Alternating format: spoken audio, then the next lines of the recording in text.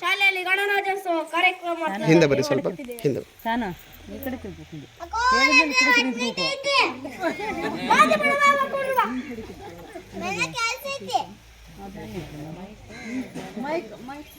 ಬಾ ಬಾ ಬಾ ಬಾ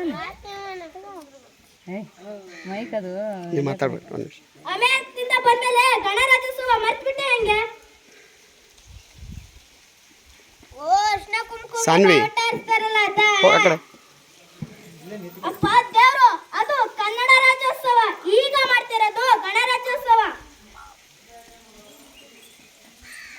ನಿಮಗೆ ಮನೆ ಕೆಲಸ ಇಲ್ಲ, ಹೋಗಿ ಮನೆ ಕೆಲಸ ಮಾಡ್ಕೊಂಡು ಹೋಗ್ರಿ. ಅಮ್ಮ ತಾಯಿ, ನಮ್ ದೇಶದ ಹಬ್ಬ ಇದು.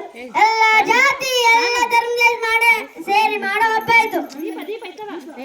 ಸ್ವಾತಂತ್ರ್ಯ ದಿನಾಚರಣೆ, ಗಣರಾಜ್ಯೋತ್ಸವ ಇವು ನಮ್ಮ ದೇಶದ ದೊಡ್ಡ ಹಬ್ಬಗಳು. ಗೊತ್ತಣ ನಿಂಗೆ? ನಾವೆಲ್ಲ ಒಟ್ಟಾಗಿರ್ಬೇಕು ಅಂತ ಮಾಡ್ತಿರುವ ಹಬ್ಬ ಇದು.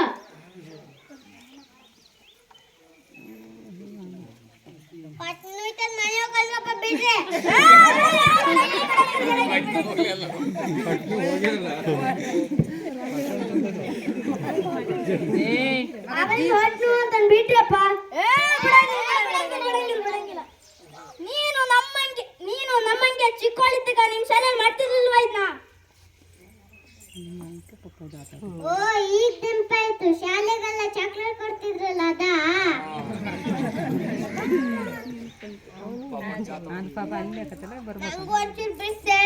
ನಂಗೂ ಗೊತ್ತಾಗ್ಲಿ.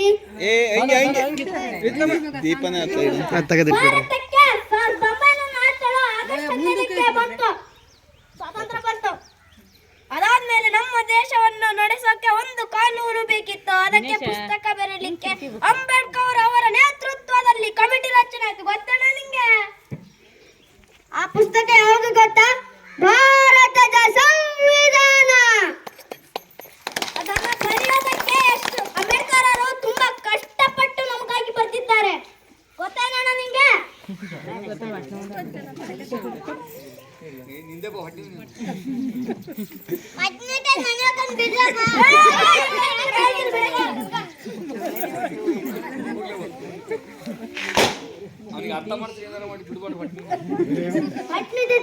ಬಿಡ್ರಪ್ಪ.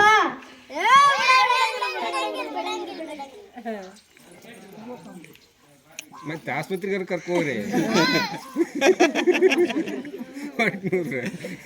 ಮೊದ್ಲು ರಾಜರು ಇದ್ರು, ಈಗ ನಾವೇ ಓಟ್ ಹಾಕಿ ಗೆಲ್ಸ್ಬೇಕು. ಸಾಕು, ಅದು ಒಂದು ಕಾನ್ಸೆಪ್ಟ್ ಸಿಕ್ತಂದಿ. ಆಮೇಲೆ ಏನಾಯ್ತು?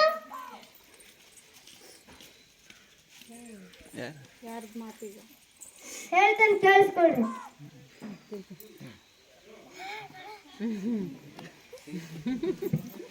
ಏನಾರು ಆಗ್ಲಿ ಟೀ ಕುಡಿವಾರಿ. ಟೀ ಕುಡಿಯೋರು ಊರಿ ಹೇಳ್ತಾನೆ ಕೇಳಿಸ್ಕೊಳ್ರಿ. ನವೆಂಬರ್ 26, 1990ಕ್ಕೆ ಭಾರತದ ಸಂವಿಧಾನ ಅಂಗೀಕಾರ ಆಗುತ್ತೆ.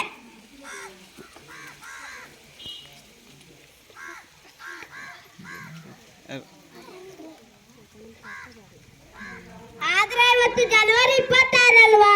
ಅಪ್ಪ ಗುರು ಹೇಳೋ ತನಕ ಚುರ್ತಾಡ್ ಕಮೆಂಟ್ ಅಪ್ಪ ಹೇಳಿದ್ದು ಸರಿ.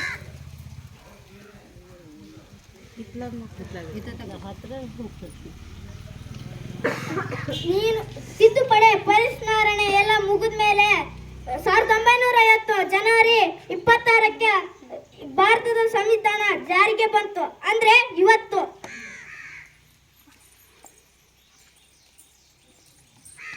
ಭಾರತದ ಸಂವಿಧಾನ ಎಷ್ಟು ದಿನದಲ್ಲಿ ಬರೆದ್ರು? 2 ವರ್ಷ 11 ತಿಂಗಳು 18 ವರ್ಷ ಅದ ಸಂವಿಧಾನ ಬರೀಲಿಕ್ಕೆ ಟೈಮ್ ತಗೊಂಡ್ರು. ನಂಜಪ್ಪ ಇದರ ವಿಶೇಷತೆಯವರಿಗೆ ಬಿಡಿಸಿ ಹೇಳು. ಆಯ್ತು ಗುಂಜಪ್ಪ, ಹೇಳ್ತೀನಿ ಕೇಳು. ಇದನ್ನ ಕೈಬರಹದಲ್ಲಿ ಬರೆದಿದ್ದಾರೆ.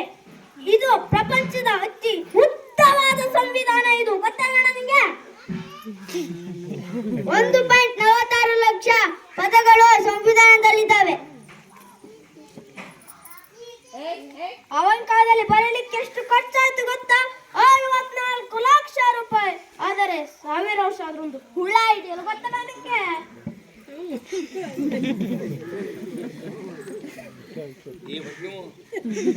ಇದರ ತೂಕ ಎಷ್ಟು ಗೊತ್ತಾ ನಿಂಗೆ? ಅರ್ಧ ಕೆಜಿ ಇರ್ಬೋದೆ. ತಂದಿಲ್ಲ ನೀವು? ಅಮ್ಮ ತಾಯಿ, ಅರ್ಧ ಕೆಜಿನಲ್ಲ, 1 ಕೆಜಿನಲ್ಲ, ಬರೋಬ್ಬರಿ 13 ಕೆಜಿ. ನಿನ್ನಷ್ಟೇ ಹೆಚ್ಚು ಕಮ್ಮಿ ತೂಕ. ಅಬ್ಬಬ್ಬಬ್ಬ, ನನ್ಗಿಂತ ತುಂಬಾ ಚೆನ್ನಾಗಿದೆ. ಬೇರೆ ಬೇರೆ ದೇಶದಿಂದ ಸಾಕಷ್ಟು ವಿಷಯವನ್ನು ನಮ್ಮ ಸಂವಿಧಾನದಲ್ಲಿ ಅಳವಡಿಸಿಕೊಂಡಿದ್ದಾರೆ. ಮೈಕ್ ಹಿಡ್ಕೊಳ್ಳೋ. ಹೌದು, ಬ್ರಿಟನ್ನಿಂದ ಸಂಸದೀಯ ಸ್ವರೂಪ, ಅಮೆರಿಕದಿಂದ ಮೂಲಭೂತ ಹಕ್ಕುಗಳು, ಐರ್ಲೆಂಡ್ನಿಂದ ರಾಜ್ಯ ನೀತಿ ನಿರ್ದೇಶಕ ತತ್ವಗಳು, ಫ್ರಾನ್ಸ್ನಿಂದ ಸ್ವಾತಂತ್ರ್ಯ, ಸಮಾನತೆ, ಭ್ರಾತೃತ್ವ, ಜರ್ಮನಿಯಿಂದ ತುರ್ತು ಪರಿಸ್ಥಿತಿಯ ಏರ್ಪಾಡು.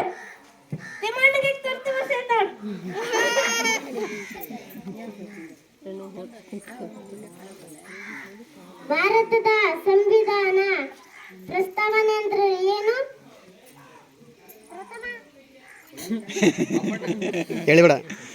ಅಷ್ಟು ಗೊತ್ತಿಲ್ವಾ ನಿಂಗೆ? ನಂಗೂ ಗೊತ್ತಿಲ್ಲ. ಕುಂಜಪ್ಪ ಹೇಳ್ತಂತೆ.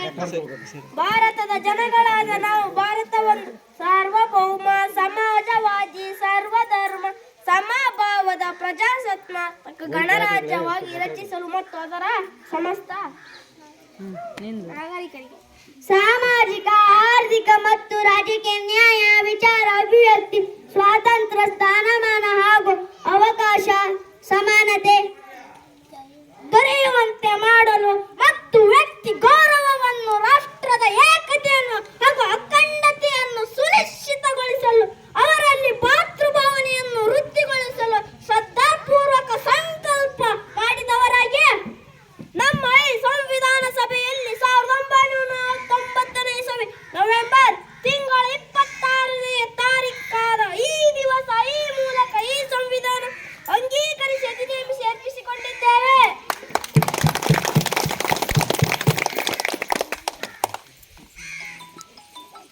Super super super. ನಡೀರಿ, ನಿಮ್ ಶಾಲೆ ಹೋಗೋಣ.